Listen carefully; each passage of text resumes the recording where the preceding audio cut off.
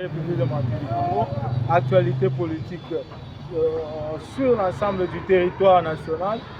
Yango nde yali objet oyo esalaka ke tosangana ou soit tokoka bongo na kokota na kati ya bandako na bino mpona kopesa oyo tobengi main forte na République démocratique du Congo na bainstitution ya mboka Congo parce que nous n'avons que ce Congo toyali na mboka mosusu te. Nos salutations na Otto Bengi, le premier citoyen de la République, les champions de la masculinité positive, le président Félix Antoine Tshisekedi Tshilombo, Ouazali toujours au four et au moulin pour défendre la République. La République démocratique du Congo, un pays nous légué par nos ancêtres, Oyoyo, Toyali Nesengona Mukolo Mwalelo, d'avoir un digne fils. Il faut défendre la République valablement. Parce que sur les instances, ou soit dans le concert des nations, au niveau planétaire, la République est allée au Zonga de la plus bonne manière. Parce qu'on avait des anciens dirigeants, au Basalaki, tous les efforts possibles pour faire disparaître la République démocratique du Congo dans Otto Bengi, échiquier planétaire, sur l'espace public. Il y a un monde mobile, il y a un mokili mobile. Mais aujourd'hui, la République est en train de revenir. La République est en train de s'affirmer. Ce n'est qu'une joie. Et il y a lieu Sengomini. Parce qu'on n'avait pas des dirigeants au Bazalaki amoureux de la République. Mutuna Mutu Ayaki, pour qu'on sala au Zalaki, calendrier caché, topé les dessous des cartes, c'est-à-dire qu'on sale l'intérêt. Il y a des ennemis à la République. Nos salutations, nous avons résistants surtout. Au Bayali, pour travailler nuit et jour. Au Bayali, qu'on joue à risque, même au prix de leur vie, pour défendre la République. Nous saluons nos FRDC, où ils allaient armées loyalistes, armées où ils allaient républicaines, qui continuent à défendre où ils allaient bongo intérêt à la République. Contre vents et marées. Pourquoi pas au saluer les vaillants Wazalendo, au Bayali déterminé nuit et jour dans une bataille qu'ils mènent avec détermination, avec précision pour nous libérer la République dans Otto Bengi en prise il y a ennemi. La République ne pouvait pas rester des années et des années sous les jougs ou soit la domination du Rwanda. Parce que je me souviens, il y a plusieurs mois passés, le chef de l'État, Félix Antoine Tshisekedi Tshilombo, a télémaki pour lancer une mobilisation générale. Une mobilisation générale qui a été lancée dans les chefs de tous les Congolais et en particulier dans la jeunesse congolaise. C'était en vertu de l'article 64. En vertu de l'article 64, c'est ainsi que le chef de l'État avait lancé un appel vibrant, un appel général dans Otto Bengi mobilisation générale. Parce que dans l'article 64, Oyo, Bafayulu, O Kabunda, O Soki Sesanga, O Naba complice Nabango Bayaliko se déclarer, topé, se réclamer la société civile. Par Jean-Claude Katende. Bango nyonso tu batanga article 64 kaka na alinéa premier na yango. Mais ils n'ont jamais eu le courage ya ko expliquer na bakongomani article 64 wana na kati ya alinéa nango ya mibale alinéa wana elobini. C'est en vertu du deuxième alinéa ya article 64 ya constitution oyo ya 2006. Cette constitution ya ba belligérant. Autre ali koluka bientôt qu'on passer dans acte, c'est-à-dire dans référendum.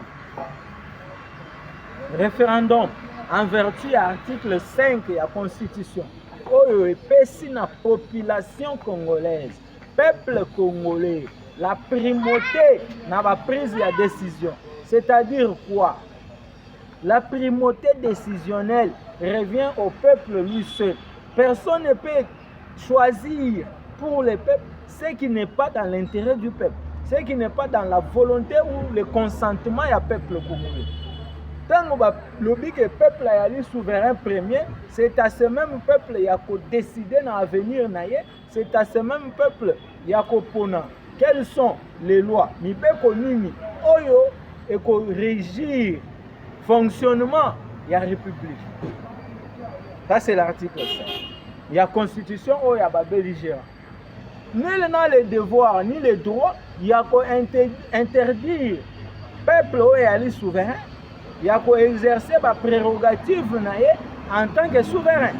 Si dans l'article 64, dans l'alinéa 2, quand le chef de l'État avait lancé la mobilisation générale, un appel à la mobilisation, tout le monde a qui pour barrer la route à un individu ou un groupe d'individus, pour s'attaquer à un pouvoir établi de manière démocratique, un pouvoir constitutionnellement établi,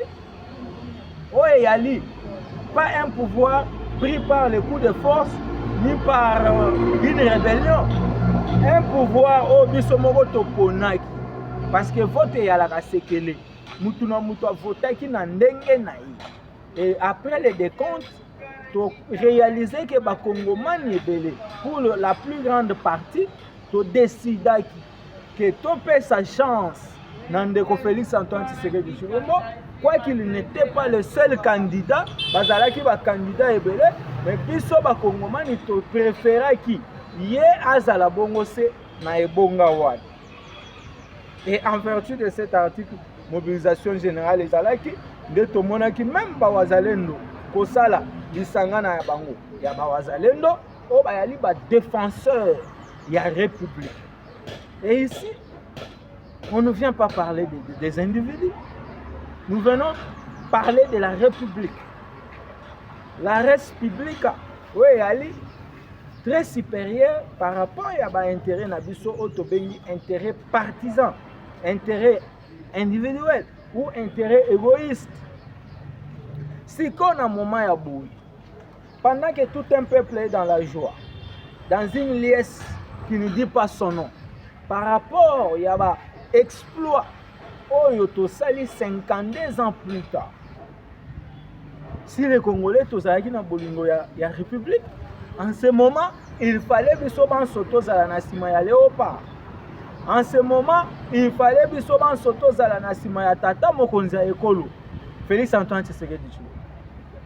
Par rapport à la vision éclairée, par rapport à la coaching payant dans tous les domaines, et dans le domaine, il y a sécurité. Parce que personne ne vous trompe. L'ennemi est en difficulté sur plusieurs lignes de front à l'est de la République. L'ennemi a yali kokokake. Tout ça, c'est le coaching payant. Il y a Félix Antoine Tshisekedi Tshilombo. Dans le banda, il y a un avion. Il y a un risque. Il y a un tambola dans tous les 4 coins du globe, à travers le monde. Moutouata mon côté, après ce qui est raison.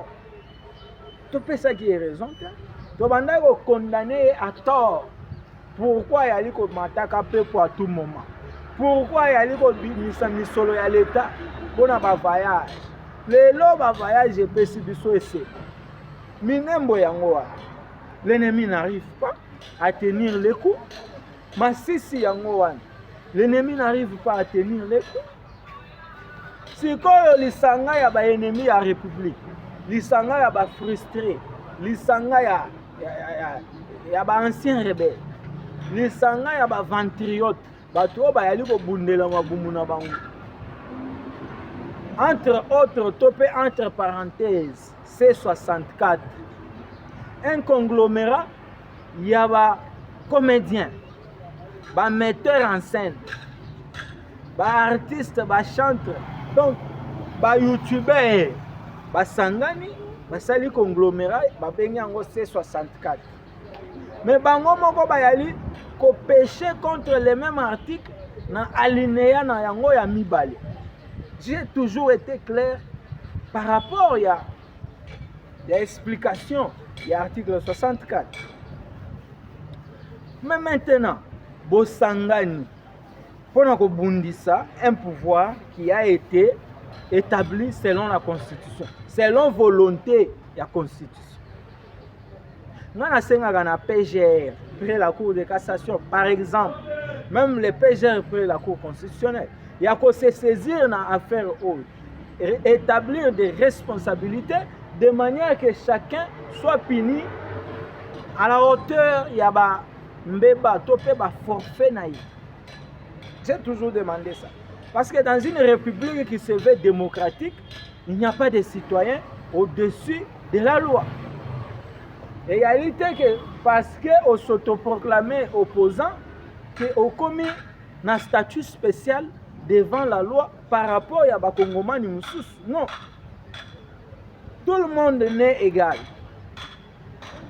Peu importe appartenance tribale, peu importe autobengi, sexe ya mutu, ozala mwasi, ozala mobile, bisognon sotoyali égaux devant la loi. Mais il n'y a pas de citoyens spéciaux.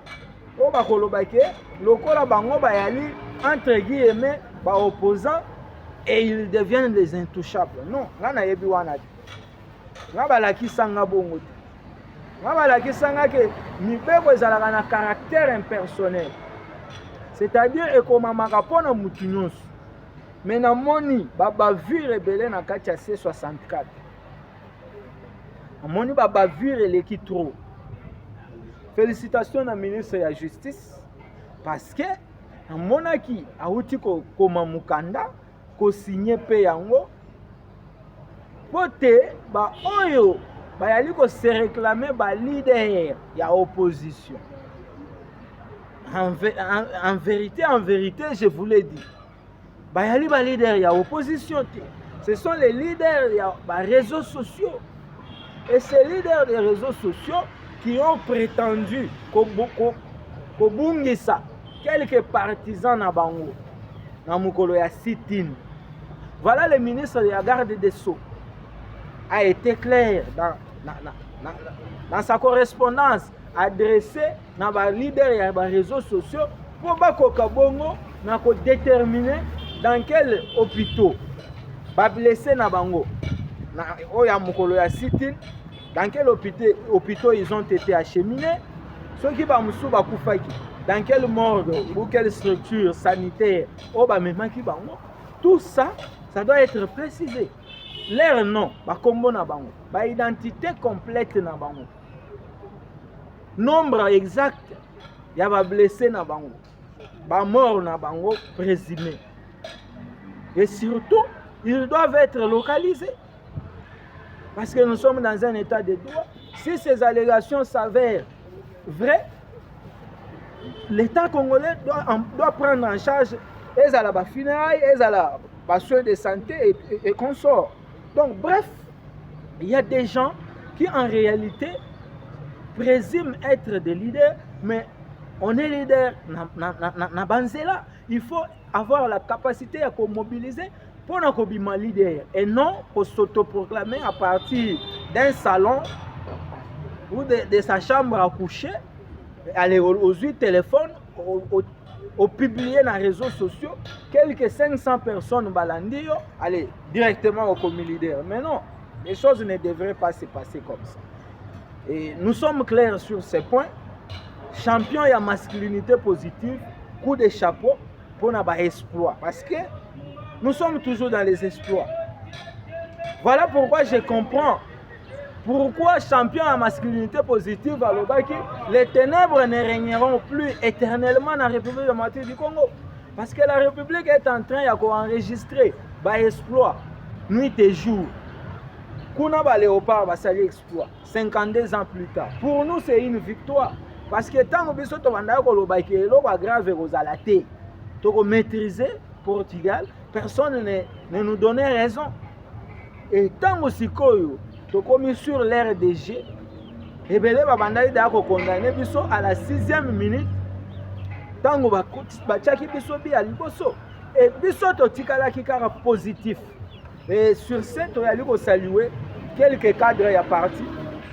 Nos salutations à Augustin Kabouya Chilumba, parce que nous avions suivi avec attention, quelques heures avant le début du match, un positivisme à la hauteur de la part ya ndeko Augustin Kabouya. Tolandaki déclaration na ye na RTNC. Il était très positif. Il était très confiant dans le léopard. Après ça qui chance, alors plus de chance dans le léopard. Ce n'est pas chose facile. Pour nos léopards, Oyo va participer qui, je crois bien en 1976, si je ne m'abuse pas, qui n'avait même pas marqué un seul but. Sikoyo s'est retrouvé parmi l'un des 10 pays les mieux cotés dans makambo etali football à travers le monde et kosala makambo to sala kilobi. Non, il fallait qu'on ait léopard, il fallait qu'on ait congolais et à bonne qualité pour donner la chance au léopard avant Ebandeli à match. Et ndeko Augustin Kabouya nos salutations. Parce que je vous avais suivi avec attention dans RTNC. Vos déclarations sur les léopards, votre positivisme, votre sens élevé à patriotisme. C'est comme ça que les choses devraient se passer. C'est comme ça que les choses devraient se passer. Nos salutations à l'un des piliers, il y a IDPS, le grand pionnier Félix Médard Kankoumoulouba. Par rapport au pays à positivisme, avant le début du match, les grands pionniers étaient aussi clairs. Allaient faire le mieux de manière à ce que les Congomani va se là. Et tout se là. Olinga te, bisoto se là.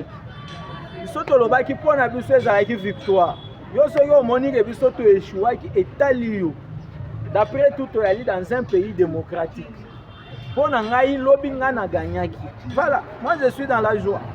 Parce que petit à petit, le drapeau de la République est en train de flotter dans Otobeni concert des nations. Yango wana, tomonaki yango awa na makambo ya francophonie.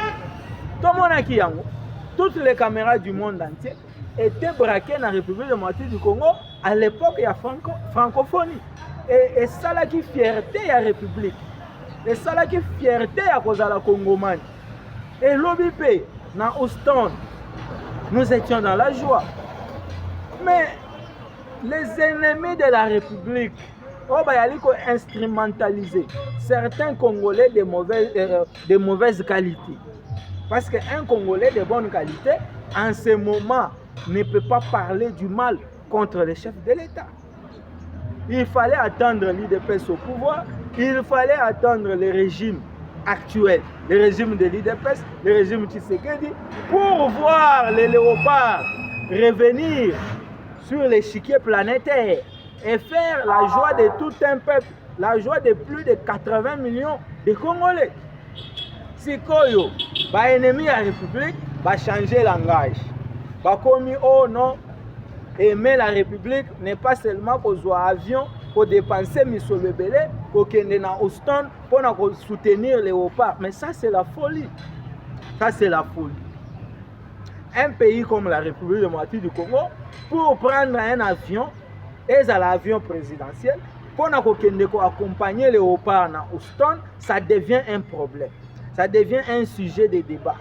Si Kabila a détourné combien dans cette République? Est-ce que Batu Obayali va soutenir C64?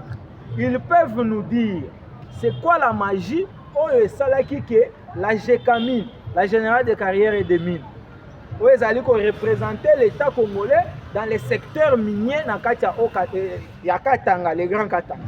Comment comprendre que la GECAMINE avait perdu non surtout à Zalaki na yango où la grande partie ya ba gisement na ye au profit ya ba individu.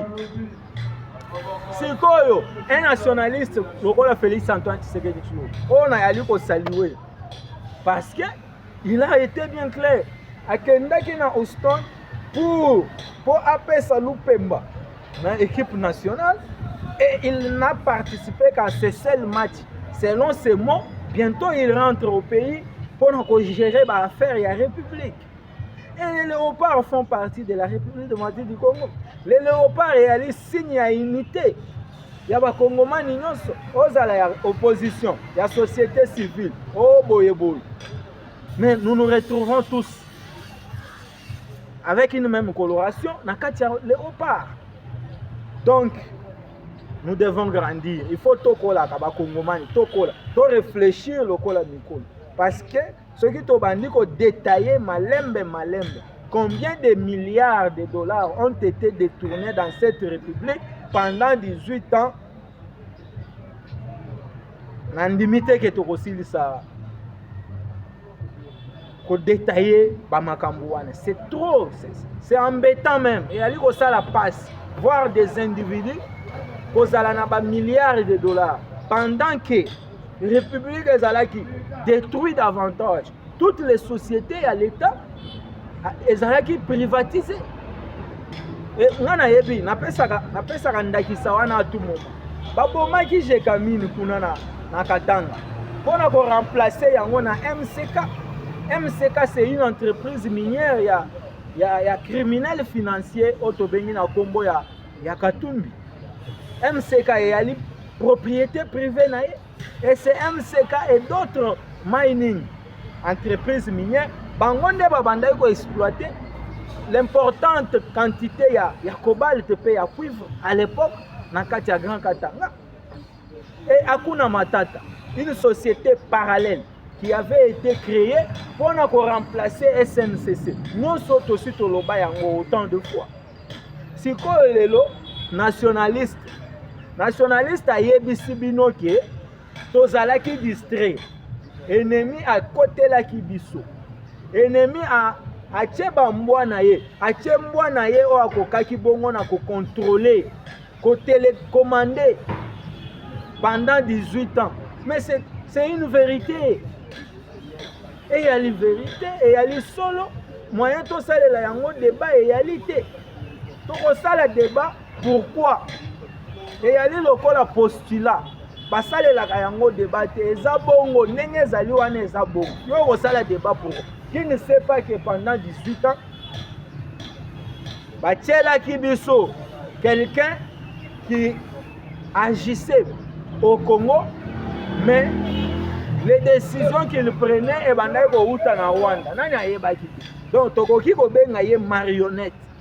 Une marionnette ezalaka eloko oyo yango moko ezalaka na autonomie ya koagir te po esala mouvement esala eloko songolo pakala. Il faut ba télécommander yango, il faut ba bouger yango, ba ningisa yango. Je regrette na ba Congolais mususu ba yali ko kanisa ke mokonzi mboka afingi mutu. Non, c'est une manière de parler. Koloba ezara na ba sens ebele, tozala pe na ba figure de style. Tant mutu alobi ke ba ennemi ba kotela kibisu. Ba tchembwa na bango moko na Congo pendant plus de 18 ans pour ba commander ye, ba télécommander ye. Et yali vérité. Et yali te ke mokonzi mboka afingi mutu. Donc on devrait, au stade actuel, il fallait to kolisa. La manière de voir les choses.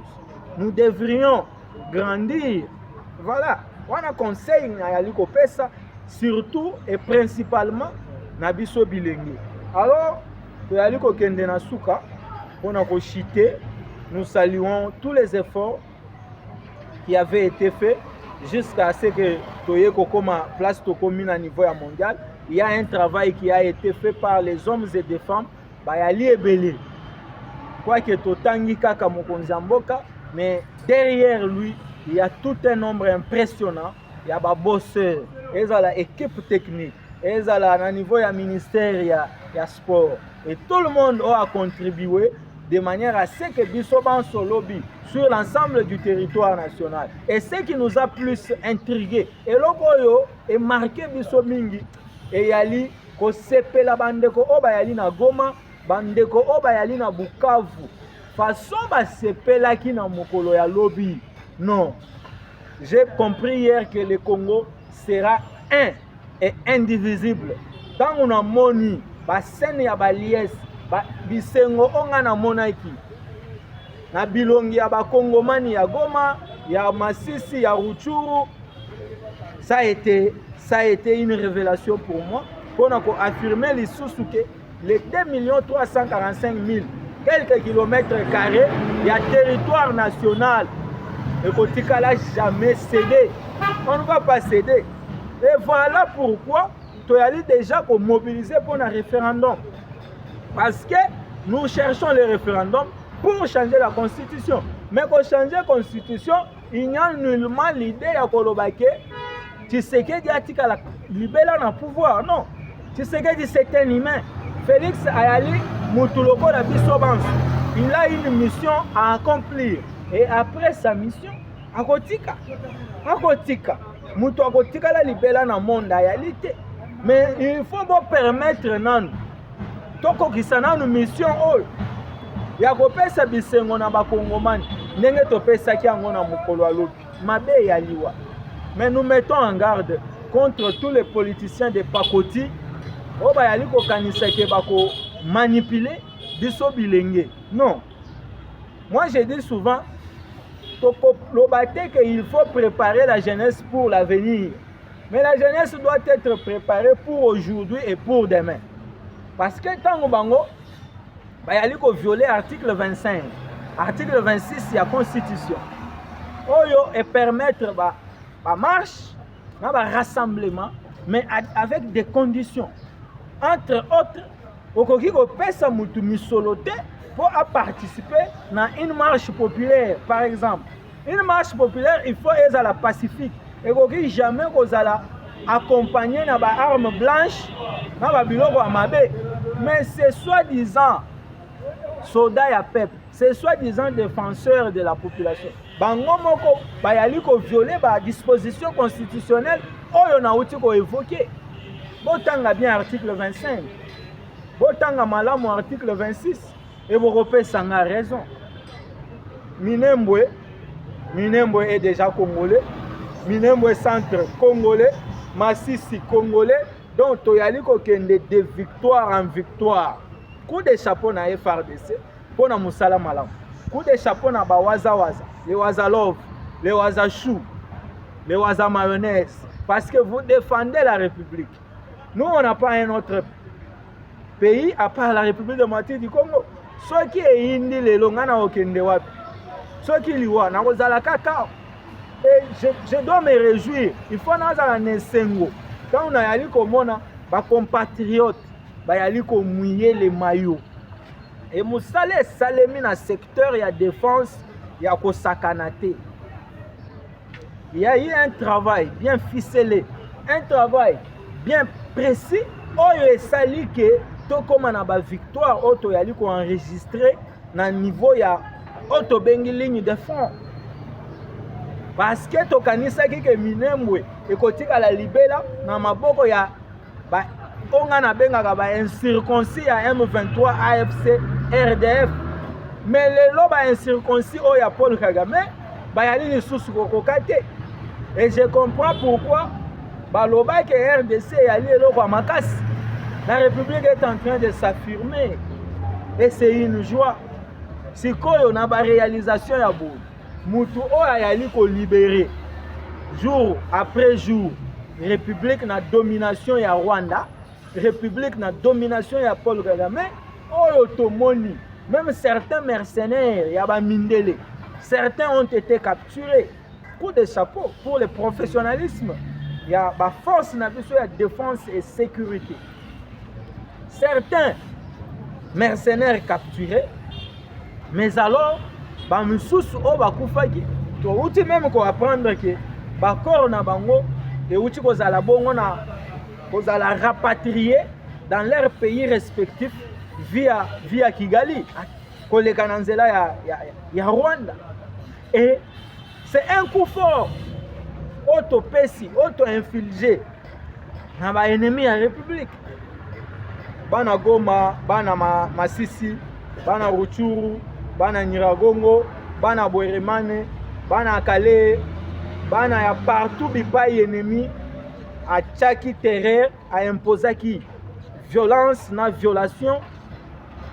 Boye ba été bientôt toko recouvrir territoire na biso mobimba. Nous allons récupérer bipai nyonso tout ennemi ya République azwaki bongo na ko s'imposer pour semer la terreur et la désolation pour na ko yiba biso nkita na biso entre autres ba mine stratégique ya or oyo yali na kati ya Rubaya bientôt tel que touti ko récupérer plusieurs localités et territoires entre autres oyo ya Minembwe. Nous allons aussi faire pareil pour Narubaya, nous allons aussi faire pareil pour les autres coins. Oyo et Ali pour continuer kozala actuellement sous la domination de l'ennemi. Et Nayali ko comprendre intelligence, sagesse et rationalisme, topé rationalité. Il y a ongana bengaka les champions, il y a masculinité positive ndeko Félix Antoine Tshisekedi Tshilombo. Oyo ngana yali déjà ko souhaiter anticipativement. Non, na welisi avant que batu ebele ba souhaiter ngana welisi déjà na yali ko souhaiter bon retour au pays de ses ancêtres. Après quelques heures passées na Houston, après une victoire oyo epesi sourire na plus de 80 millions de Congolais, on ne peut que être dans la joie pour un retour. Ya mutu oyoyo ayali lelo kolakisa mokili mobimba ke bisika bo komisa ki Congo emeritaki bisika ya lolenge wana te. Il faut ko komisa mboka bipai wapi mboka eyali ko mériter. Et aujourd'hui la joie est immense. Il n'y a que les ennemis de la République, comme je venais de le dire, oyo bayali ko croire que déplacement ya mokonzi mboka yango nde kosala ete République ezwa problème ya misolo. Non, ça c'est la folie. Nous sommes dans un pays béni. Il faut toyeba yango. Ça c'est un pays poumon qui est un poumon économique du monde. Si vous ne le savez pas, parce que toutes les matières premières, toutes les pierres précieuses recherchées dans le monde mobimba, toyali ko renfermer yango awa. Et yali esengo mingi. Kozala na nationaliste lokola Fachi Beton. Oyo toyali koloba ete akomisa mission na ye na suka nde tokotala kongomani mususu ya bonne qualité nini tokoki ko chaye bisika Fachi ayali wa. Mais pour l'instant tokende nanu po nan tosilisi mission te. Tomoni même ba Martin Fayulu lobi ko sepela ko ganga Fachi Beton na oyo ezalaki bongo bi ya léopard. Basesanga bango nyonso tu mutu na kwena ye asepelaki agangaki Fachi Beton umela. Ça ce sont les mots oyo to apprendre euti na kati ya munoko ya Fayulu, euti na kati ya munoko ya Sesanga et tous les autres aventuriers oyo bayali na kati ya C64. Sikoyo na bandako na bino tango léopard achebi bo telemi bogangi Fachi Beton. Sikoyo en même temps boyali ko mobiliser bilenge otobima na nzela le 8 juillet poto tambola poto lobake Tshisekedi il faut akende wapi. Tshisekedi akokende wapi. Vous devez me préciser parce que Kabila avait son pays d'origine qui était le Rwanda. Voilà pourquoi to telemela ki pona koyebisa ye zonga mboka na bino. Siko awa Tshisekedi bolinga akende wapi. Na yebite to kozala na ye awa azali nan to lembiete. Merci beaucoup, vous avez été nombreux à kolanda biso oto yali ko senga bino bipai nyonso tu bokolanda biso bo aimer bo partager massivement, bo partager en tout cas bo commenter pe ya trop pour la visibilité ya chaîne na biso. C'est les défenseurs ya République ndeko Fabrice Kalonji wazali moko un patriote engagé qui ne fait que défendre sa patrie, pour défendre la République et aller les soumettre. Alors, pendant que Ebele Bayali comploter contre la République, il faut prêter serment et défendre la République en autre manière, selon nos moyens.